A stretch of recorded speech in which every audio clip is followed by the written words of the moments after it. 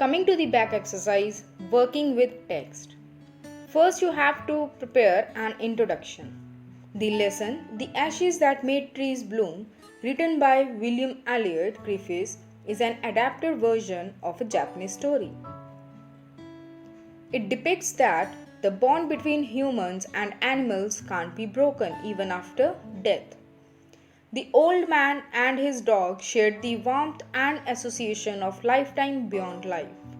The spirit of the dog gave happiness and support to his loving and caring master. A greedy couple tries to make money in the same way, but their evil nature fails them. At the end, the king rewards the good old gentleman, whereas punishes the greedy man. Then, let's frame some sentences. And the first word is snug. To snug is to sit or lie comfortably.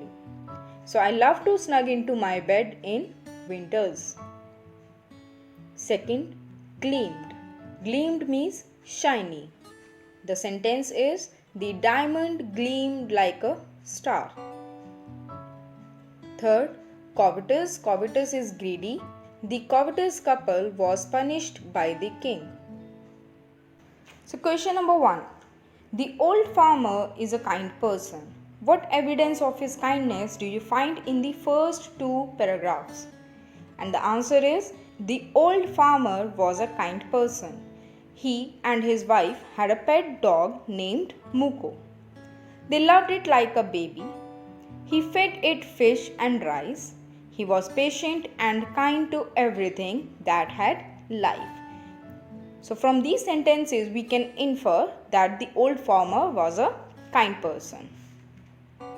Question number 2. What did the dog do to lead the farmer to the hidden gold?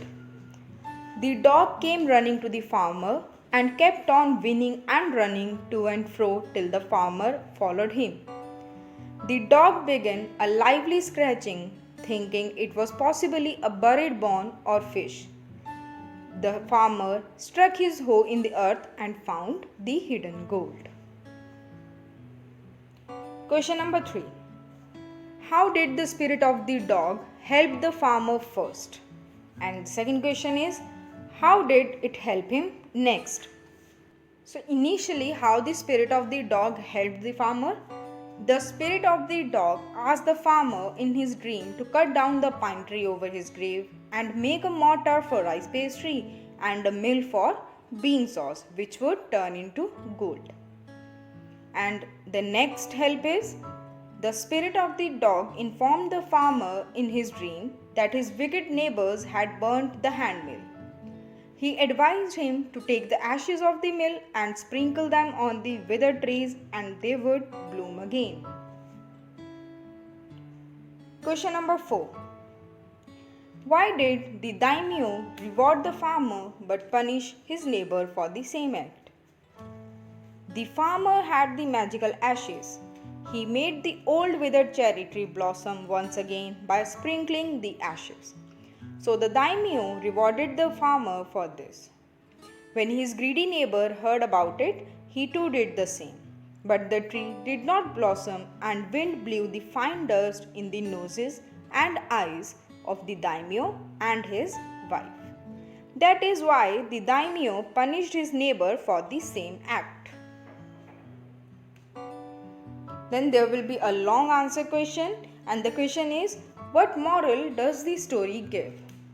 So the answer is, the story gives two morals.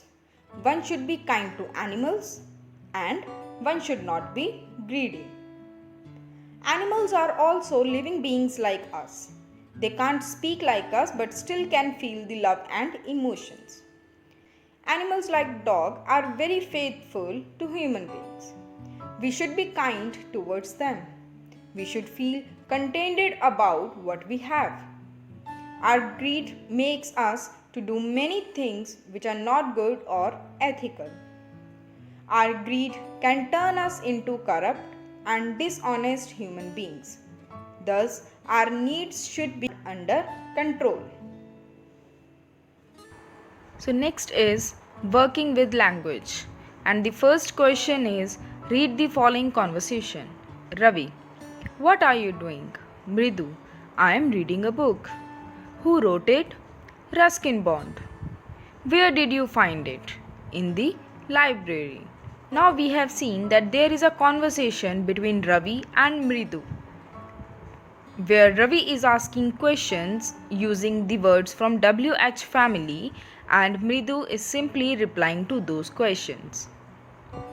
And in this exercise, we will understand the use of what, who, where, which we have already understood in grammar part also. So now we will move to the next exercise, in which the question is, read the following paragraph and frame questions on the italicized phrases. So the first is, Anil is in school. Here the italicized part is in school. So it is asking about a place and we will make a question with where. So the question will be, where is Anil? Then, I am in school too. Anil is sitting in the left row. So the question will be, where is Anil sitting? Anil is sitting in the left row. Then, he is reading a book. Now reading is an action. So that action will be asked with what. So what is Anil reading? Anil's friend is sitting in the second row. So where is Anil's friend sitting? He is sharpening his pencil. Again an action. So the question will be, what is Anil's friend doing?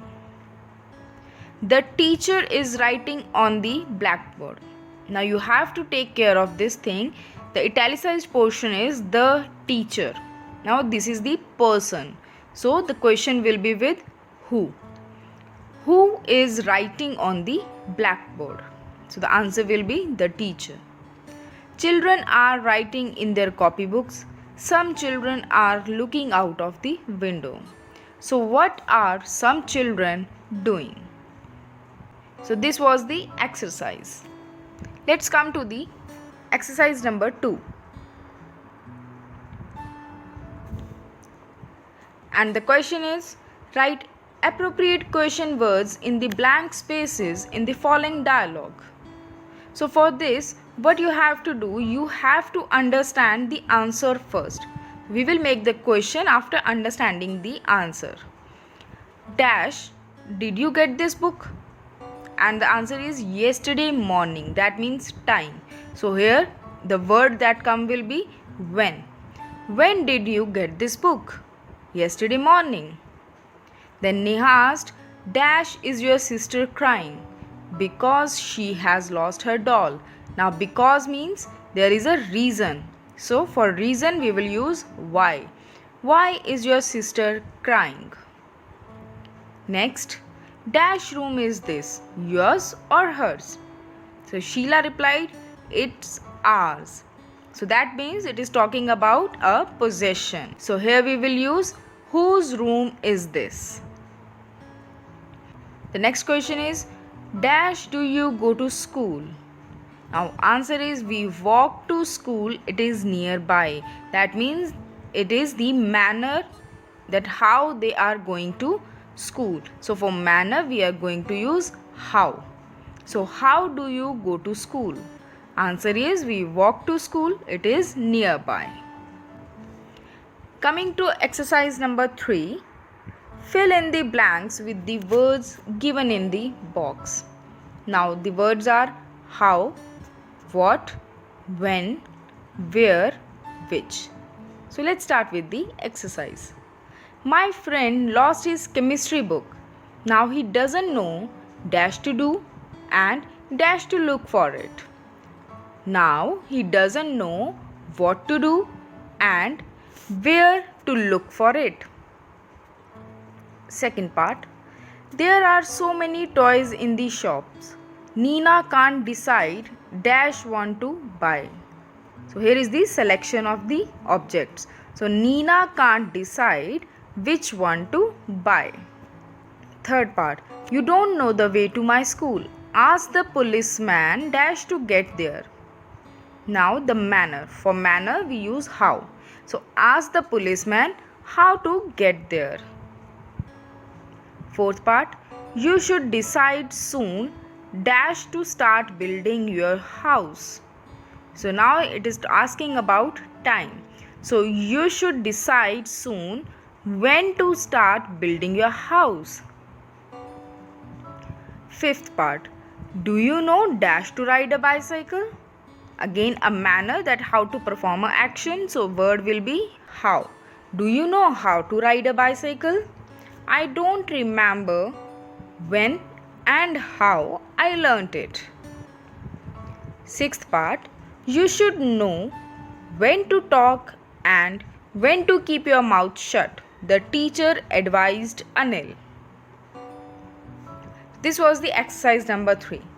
Coming to exercise number 4, and the question is add im or in to each of the following words. That means we have to use this prefix and use them in place of the italicized words in the sentences given below.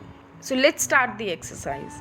The project appears very difficult at first sight, but it can be completed if we work very hard. Very difficult is much closer to impossible. So it will be replaced with impossible. So the project appears impossible at first sight. Then he lacks competence. That's why he can't keep any job for more than a year. Now, he is incompetent. Third, don't lose patience. Your letter will come one day, the postman told me. Here we will replace lose patience with be impatient. So don't be impatient. Your letter will come one day. Fourth, that's not a proper remark to make under these circumstances. That's an improper remark to mark under the circumstances. Fifth, he appears to be without sensitivity. In fact, he is very emotional. He appears to be insensitive. In fact, he is very emotional. Exercise number 5th. So here we have to use definite and indefinite articles, and we have understood the use of a, an and the in the topic determiners. So let's start. There was once a play which became very successful. A famous actor was acting in it. In the play, his role was that of an aristocrat who had been imprisoned in the castle for 20 years. In the last act of the play, someone would come on the stage with a letter which he would hand over to the prisoner. Even though the aristocrat was not expected to read the letter at each performance, he always insisted that the letter be written out from beginning to end. So here we have used the concept that when the things are indefinite, we use a or an as per their sound, and when the things are particular or defined, we use the definite article the. Coming to next exercise, it is again based on articles. Would you like an apple or a banana? I would like an apple, please. Then take the red one, because now it has become the definite apple, the red one. In a fruit ball, you may take an orange also if you like. Which one? The one beside the banana.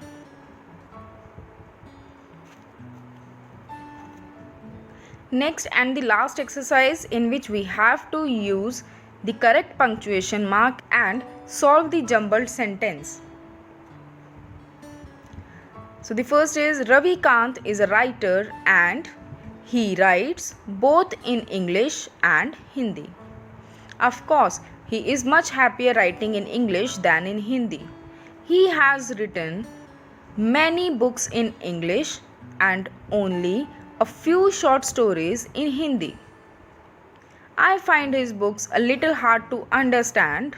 My Hindi is much better than my English.